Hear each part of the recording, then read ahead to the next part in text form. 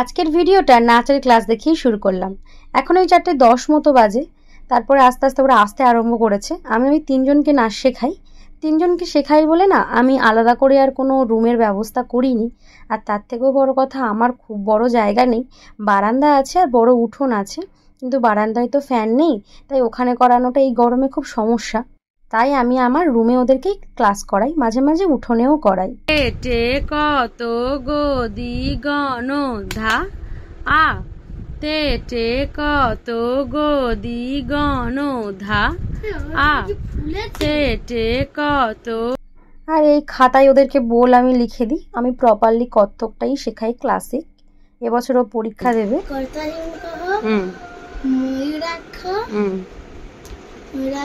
অর্ধচন্দ্র,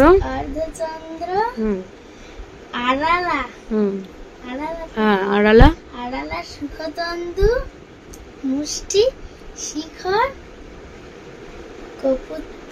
এই কপিত্থম। দু হাতে দেখাও। তো চলো ওর ক্লাসটা আমি করিয়ে দিই। আর এগুলো হস্তমুদ্রা দেখাচ্ছে ও। আর এখানে দেখো মা বিছানার ওপর বসে বসে কি সুন্দর কাজ করছে। আমার মা না খুব সুন্দর সেলাই করে। বিয়ের আগে আমার মা সেলাই শিখতো, তো বিয়ে হয়ে যাওয়ার পরে মা আর প্রপারলি সেটাকে ধরে রাখতে পারেনি সংসারের চাপে, কিন্তু অভ্যাসটা মায়ের থেকেই গেছে টুকটাক। আর এখানে আমাদের বাড়ির পাশে একটা দাদা এই কাজগুলো করাচ্ছে, তো মা খবর পেয়ে নিয়ে এসেছে। কি সুন্দর দেখো, মানে পুরো রানের কাজ করতে হবে টোটালটাই। আর একটুখানি হলেই কমপ্লিট হয়ে যাবে। কি করবে বলো, বাড়িতে বসে বসে হাতের প্র্যাকটিসটাও হবে আর দুটো পয়সাও হবে। আর জিনিসটা এত সুন্দর না, দেখলে মনে হবে একটু করি, ওই জন্য মা নিয়ে এসেছে। আর দেখো কি সুন্দর লাগছে। মানে আমার মা না হাতের কাজ করে অসাধারণ। শুধু এই সেলাই বলে না, আমার মা উলের কাজ পারে ভালো, রান্না তো কোনো জবাবই নেই। এই হচ্ছে ব্যাপার। তারপর কথা বলতে বলতে দেখো আর একজন চলে এলো। ও কম্পিউটার ক্লাসে গেছিলো, ওই জন্য একটু বসিয়ে রেখেছি বলে একটু রেস্ট নে, তারপর করাচ্ছি। থুন তিগদা দিগা দিগা থেই তাত তাত থুন থুন তিগদা দিগা দিগা থেই তাত তাত থুন থুন তিগদা দিগা দিগা থেই তিগদা দিগা দিগা থেই তিগদা দিগা দিগা ধা ধিন ধিন ধিন ধা ধা। চলো 2 নম্বর তোরা বলো।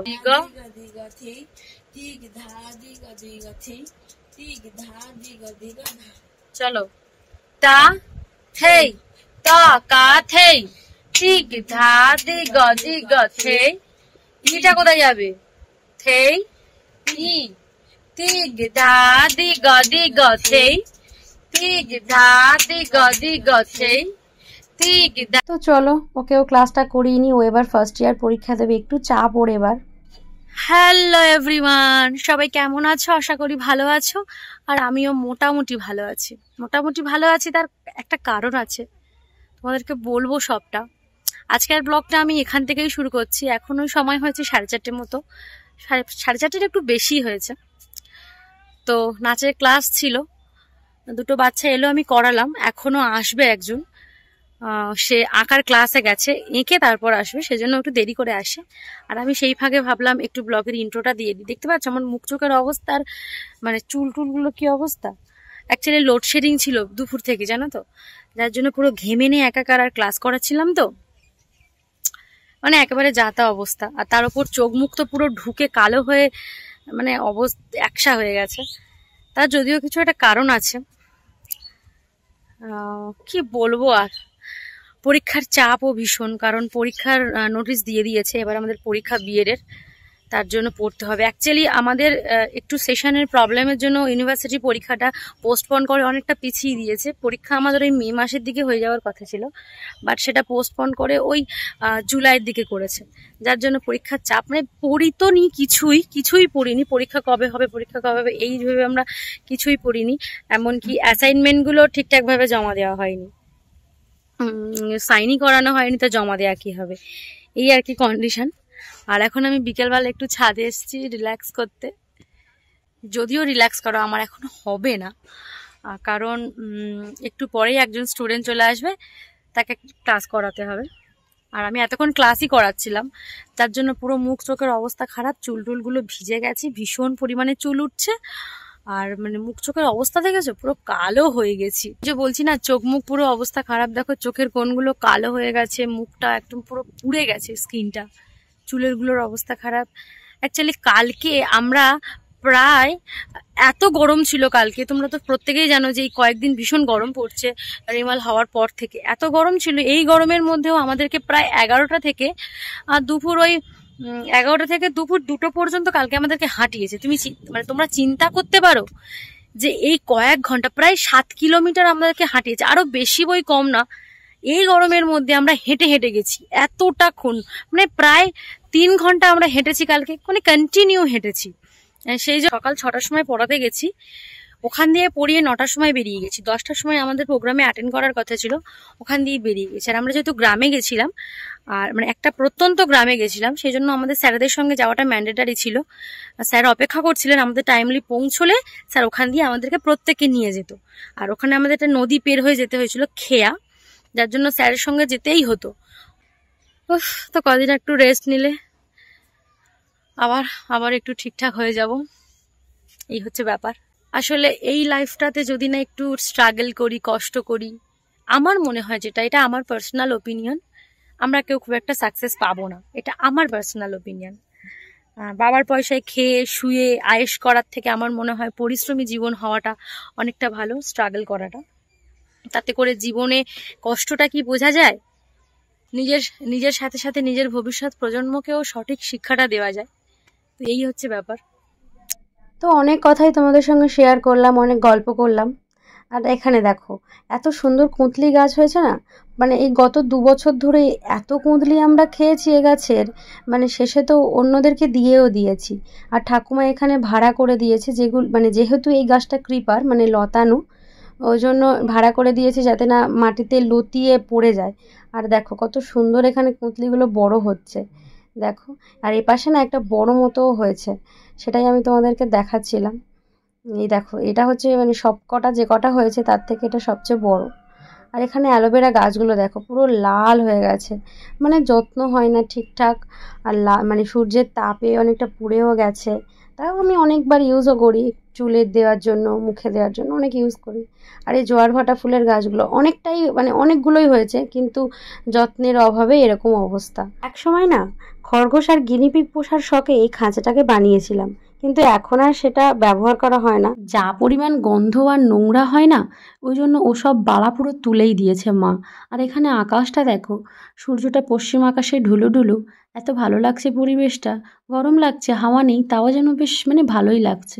তো চলো নিচে যাই, গিয়ে দেখা যাক কি করি এবার। কে এসেছে? ফুল নিচ্ছ? হ্যাঁ বুঝাদি সুন্দরী কই গো বাচ্চা, দেখছিস কি বদমাস, দেখছিস আবার চিৎকার করছিস কেন? এদিকে তাকাও। আবার দেখ গোপে ঘাম হয়েছে বড়দের মতো, ওই দেখ গোপে বড়দের মতো ঘাম হয়েছে বাচ্চার। শিশুরা তো ফুলের মতোই সুন্দর, তাই না? দেখো বাচ্চাটার কানে আমার বোন আবার একটা ফুল লাগিয়ে দিয়েছে। ও না আমার একটা কাকুর ছেলে, আমাদের পাশের বাড়িতেই থাকে। বিকেলবেলায় ঘুরতে ঘুরতে আমার বাড়িতে এসেছে। আমাদের বাড়িতে তো তোমরা জানো বাচ্চাদের আনাগোনা। তারপর পুচকিটা এলো, ক্লাস করালাম, আর এখন বাবুকে নিয়ে যাচ্ছি করম চা পাড়াতে। আগের সপ্তাহে এসে শুনে গেছিলো আমার বাড়িতে করম চা গাছ আছে, সেখান থেকেই বায়না ও করম চা খাবে। আর এটাই বায়না ও নাকি গাছ থেকে নিজের হাতে পারবে, কিন্তু ভাবছি যা কাঁটা, পাড়াবো কিভাবে ওকে। এই দেখো কত করম চা, কত করম চা হয়েছে আমাদের গাছে। সব পারবে?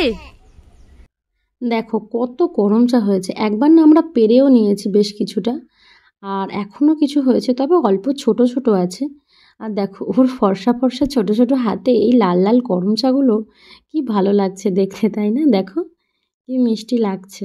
ও তো ছোট মানুষ, হাত পায়নি, তাই ওকে কোলে তুলে নিয়েছিলাম আর বলে দিয়েছিলাম যে বাবু করম চা গাছে কিন্তু অনেক কাঁটা, তুমি আস্তে আস্তে সাবধানে পারবে। আর একটা প্লাস্টিক এনেছিলাম, ওতেই মানে ধরে টানো, তুলে তুলে ও রেখে দিচ্ছিল।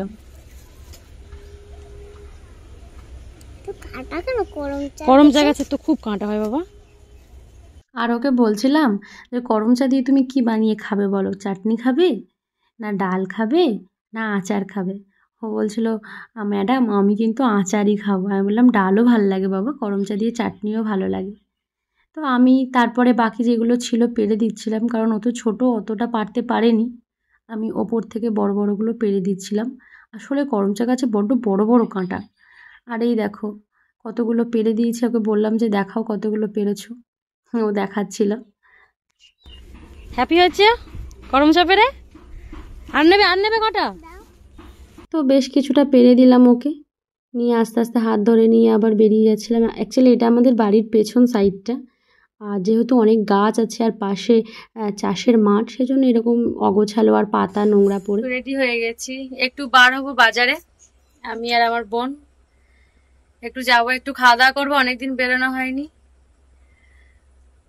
তো কি হবে না হবে, কি খাবো, কোথায় যাব, কি ঘুরবো, সবকিছু শেয়ার করব তোমাদের সাথে। এখন ওই সন্ধ্যে 7টার একটু বেশি হয়ে গিয়েছে, 7:07 বাজে। এখন বার হচ্ছি রেডি হয়ে। খুব ঘুম পাচ্ছিল কিন্তু ওর জন্য যেতে হচ্ছে, খুব বায়না করছে। একটু খাওয়া দাওয়া করবো, খাবো দাবো, একটু ঘুরবো, ব্রিজে যাব। তো কি করি না করি সবটাই তোমাদের সঙ্গে শেয়ার করব, তোমরা ভিডিওটা দেখতে থাকো। বাজারে গিয়ে না আর কিছুই তোমাদের সঙ্গে শেয়ার করতে পারিনি, কারণ এতটা গরম ছিল আর রাস্তায় প্রচুর জ্যাম ছিল। জাস্ট টোটো করে গেছি, একটু বিরিয়ানি কিনেছি, নিয়ে চলে এসেছি। ব্রিজেতেও যেতে পারিনি, আর বাড়িতে অনেক কাজও ছিল। ভেবে গেছিলাম অনেক কিছু করব, তো কিছুই করা হয়নি। আর এখন আমি বসে গেছি একটু ক্রাফটের কিছু কাজ করব। এগুলো কালার করতে হবে, আর ফেব্রিকও আমি কিনে এনেছিলাম আসার সময়। আমি কি বানাচ্ছি না বানাচ্ছি সেটা তো আমি এখন বলবো না, যখন আমার বানানোটা কমপ্লিট হয়ে যাবে আমি তোমাদের সঙ্গে শেয়ার করব। দেখো একটা বোর্ডের মধ্যে আমি দু কালার দিয়ে একটা কম্বিনেশন করে রং করেছি। আর এখনও একটা আছে এই ইয়েলো, তো আমার ইয়েলো কালারটা কম পড়ে গেছিলো, তাই ভাবলাম যে অন্য কালার মিশিয়ে যদি আমি একটু ম্যানেজ করতে পারি। তো আমি অন্য কালার কি মেশাবো সেটাই ভাবছিলাম, যে হলুদের সঙ্গে লাল তো ভালো লাগবেই, তার সাথে আর কি দিলে ভালো হবে। তো করি চলো, তারপরে তোমাদেরকে রেডি হলে দেখাবো। তারপরে কাজ টাজ করে বিরিয়ানি এনেছিলাম বললাম, খেতে বসে গেছি। আমি আর বোন বিরিয়ানি খাবো, 2 প্যাকেট এনেছি, একটা আমরা খাচ্ছি আর একটা আছে।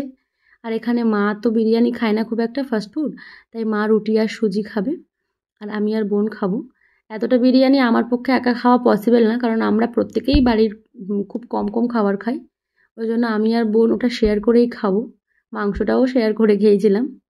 আহা, অনেকদিন পরে বিরিয়ানি খেলাম, দারুণ লাগছিল খেতে।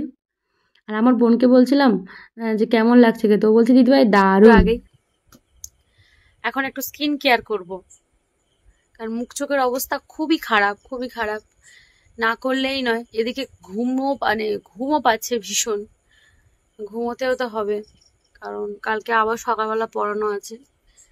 এইসব কাজের মধ্যে আরো পেছনে দেখছো বালিশ চাপা দিয়ে শুয়ে আছে, কারণ ওর তো মাথা তো ন্যাড়া, ও তো দেখাবে না। অনেকবার বলেছি চল একটা ভিডিও বানাই, ও তো কিছুতেই বানাবে না। কারণ বিকেলবেলা বাজারে যাবে বলে লাফাচ্ছে, আবার এটা ভেবে লাফাচ্ছে যে আমি ন্যাড়া কি করে যাব। টুপি পরে ওকে নিয়ে গেছি। তো এই হচ্ছে ব্যাপার, ঘুমও পাচ্ছে। ভাবছি যে করবো কিনা স্কিন কেয়ার, করার তো ইচ্ছা আছে, বাট যা ঘুম পাচ্ছে। তো যাই হোক, আজকের ভিডিওটা এই পর্যন্ত। সবাই তোমরা ভালো থেকো, আবার দেখা হচ্ছে নেক্সট একটা ভিডিওতে। টাটা, সবাইকে গুড নাইট।